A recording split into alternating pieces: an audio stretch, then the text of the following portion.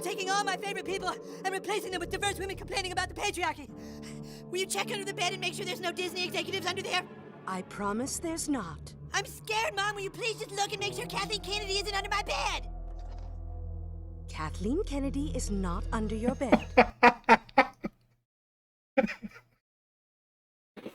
Oh my god, I have just finished watching this whole episode. This is beautiful.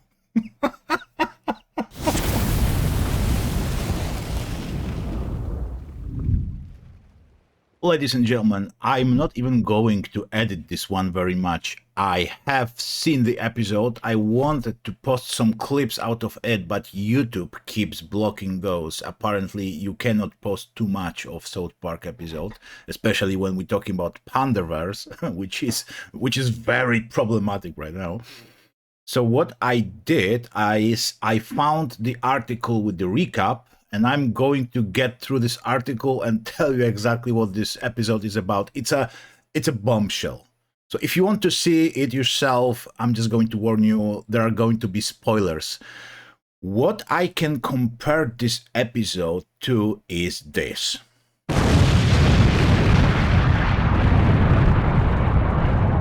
Exactly, ladies and gentlemen.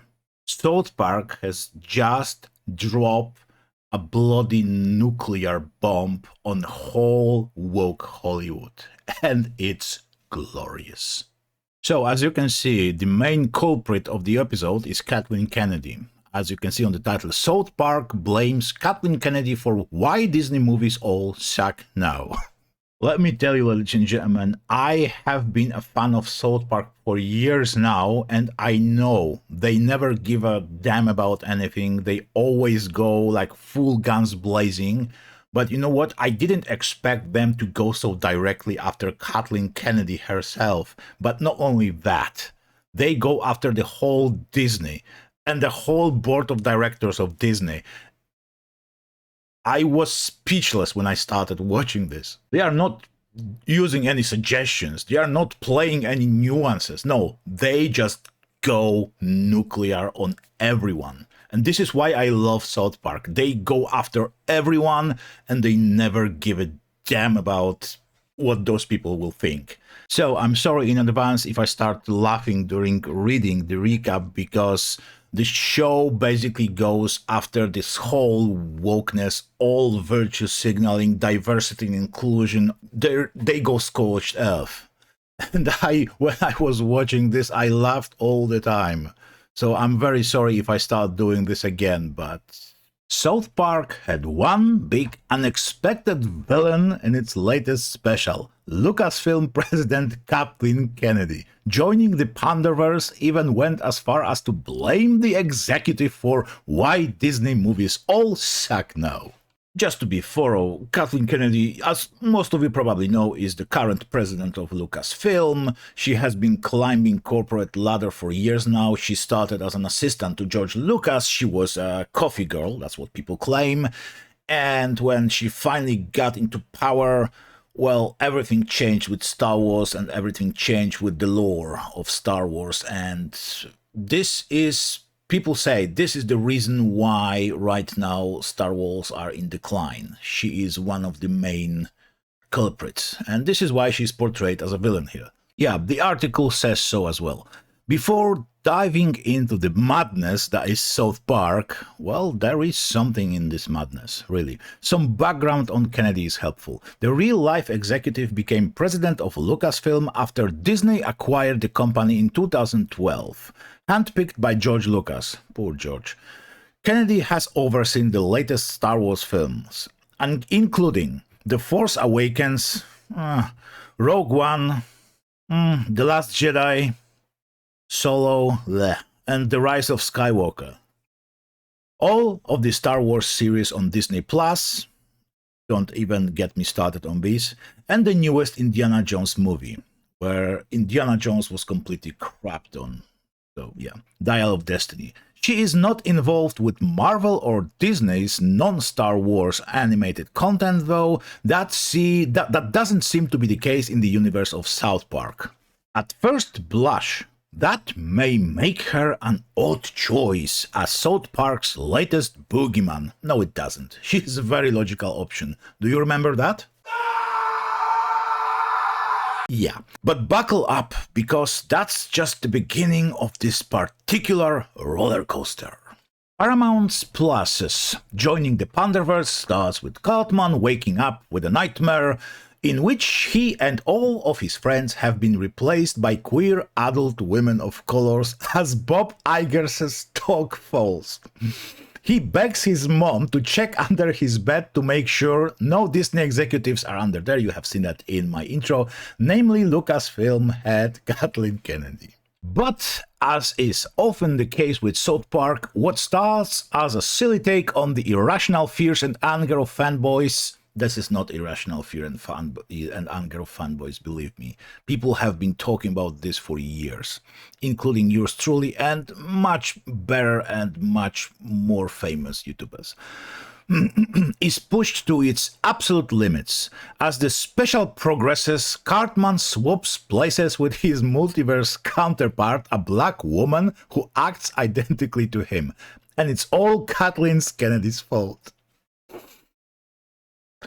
In the special, Kennedy and Disney CEO Bob Iger eventually reveal that they have been using a device known as the Panderstone, an ancient piece of artificial intelligence that could be used to make the same movies over and over again while appealing to absolutely everyone. Kennedy explains. God damn it. Sorry, I just had to stop laughing. Ultimately, the two team up. Cartman apologizes for sending Kennedy tens of thousands of pieces of hate mail a day about Star Wars and Indiana Jones, and Kennedy vows to make original content that doesn't pander going forward. By the way, this will never happen in real life. They will always double down, and they will never learn. I'm sorry, I was so reckless with the things that you love. It was lazy, Kennedy tells Cartman, getting to the crux of the episode. I guess just railing on woke stuff all the time is pretty lazy too, Cartman responds. This is far from the first time South Park has targeted Disney. Oh no, it's not. It's not even the show's most ridiculous trashing of the company. A vulgar, cruel, and money-obsessed version of Mickey Mouse often serves as the show's Disney punching bag. And all these episodes are great, by the way. Over the course of the series, Mickey Mouse has bullied the Jonas Brothers to become sex symbols, teamed up with Randy to sell weed in China, and was shown having, you know what, with a bat and a pangolin. The latter foray leads to the start of, you know what virus, in the South Park universe. The show even previously took on the Indiana Jones in an episode devoted to the poorly received Kingdom of the Crystal Skull. By the way, compared to the Dial of Destiny, Kingdom of the Crystal Skull was a bloody masterpiece. That time blaming Lucas and director Steven Spielberg. But this may be the first time Matt Stone and Trey Parker's show has so explicitly and repeatedly targeted a specific entertainment executive rather than the head of a conglomerate. Typically, the show uses recognizable stand-ins like Mickey Mouse for its corporate mockery rather than naming names. Other corporate heads to the series has ridiculed include its telepathic take on Jeff Bezos and its poorly dubbed Mark Zuckerberg. Yes, this is one of the exceptions, I may say, but you know, among fans, Kathleen Kennedy is so well known that I believe this is a very, very good approach. Because, let's face it, she may not have much power in the MCU, but when we're talking Star Wars, she is the main reason Star Wars is in decline. That is my opinion, and that's the opinion of, actually, I think most people on YouTube and other social media. And like I said in one of my previous videos, it's a proof that even mainstream culture, people who work for mainstream basically, because South Park can be considered as such, they see the problem. They see what the issue is, how woke destroys movies, how it destroys our entertainment, and it makes it, as it's quoted in the episode, lame. And they even notice that Disney will probably not change until they run out of money completely. They will always double down. They are so hell-bent on their war against people, war against their fans, basically, in the name of ideology, that they will have to lose everything to course correct. But then it may be way too late. So, ladies and gentlemen, go watch this video. It's completely spot on. It's funny, it's outrageous as usual with South Park, and it completely nails it. And it goes ballistic on Disney, which is something mainstream media should have done many years ago. And also, maybe indirectly, but I think it's hinted there, that people, the audience, us, paying customers, we should rely more on independent media.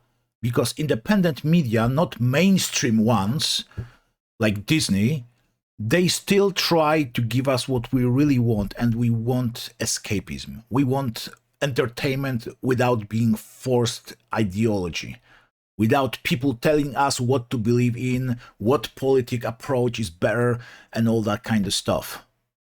So yeah, let's prepare, because that might be the future of entertainment. More and more independent outlets. That's it from me. And to quote South Park,